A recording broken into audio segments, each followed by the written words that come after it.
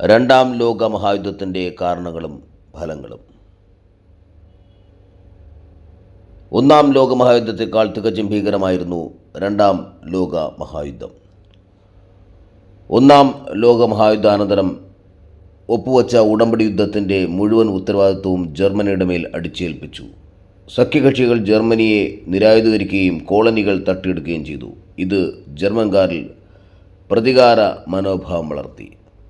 ലോകത്ത് സമാധാനവും സുരക്ഷിതത്വവും ഉറപ്പുവരുത്തുന്നതിൽ സർവ്വരാഷ്ട്ര സമിതി പരാജയപ്പെട്ടു.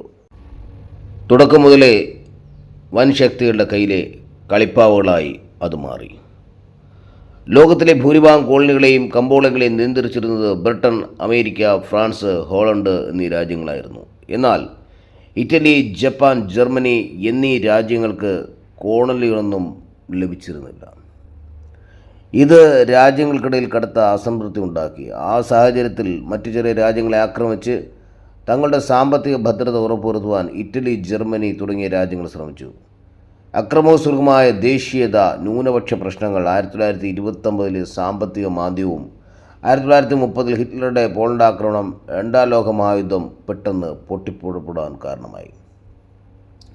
രണ്ടാം ലോക മഹായുദ്ധം ആരംഭിക്കുന്നതിന് മുമ്പ് യൂറോപ്പിലെ വൻ ശക്തികൾ ചേർന്ന് സൈനിക സഖ്യങ്ങൾ രൂപീകരിച്ചിരുന്നു. അങ്ങനെ ജർമ്മനി, ഇറ്റലി, ജപ്പാൻ എന്നിവർ ചേർന്ന് അച്ചുതണ്ട് ശക്തി എന്നും England, France, America, Soviet union എന്നിവർ ചേർന്ന് സഖ്യശക്തിയും രൂപീകരിച്ചു.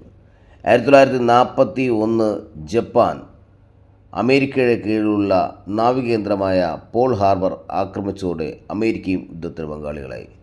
ഇത് സഖ്യകക്ഷികളുടെ ശക്തി വർദ്ധിപ്പിച്ചു. 1945 ഹിറ്റ്ലറും മുസോളിനിയും സഖ്യകക്ഷികൾക്ക് കീഴടങ്ങി. 1945 ഓഗസ്റ്റ് 6 ജപ്പാനിലെ ഹിരോഷിമയിലും ആഗസ്റ്റ് 9 നാഗസാക്കിയിലും അണുബോംബ് വർഷിച്ചതോടെ തകർന്നടിഞ്ഞ ജപ്പാൻ ഒടുവിൽ കീഴടങ്ങി. അങ്ങനെ 1919 പാരീസ് ഉടമ്പടി പ്രകാരം രണ്ടാം ലോക യുദ്ധത്തിന് തിരശ്ശീല വീണു. രണ്ടാം ലോക മഹായുദ്ധത്തിൻ്റെ ഫലങ്ങൾ ചിന്തകൾക്ക് അപ്പുറമാണ്. 5 കോടി ജനങ്ങൾക്ക് ജീവഹാനി നേരിട്ടു. പരിക്കേറ്റവരുടെയും അഭയാർത്ഥികളായവരുടെയും കണക്ക് ഇതിലും വലുതാണ്.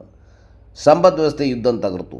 വൻ ശക്തികളുടെ പതനവും അമേരിക്കയുടെയും റഷ്യയുടെയും ഉയർച്ചയും, ശീതസമരത്തിൻ്റെ തുടക്കവും, ഐക്യരാഷ്ട്രസംഘടന രൂപീകരണം, ഏഷ്യയിലും ആഫ്രിക്കയിലും കോളനികൾ സ്വതന്ത്രമായി.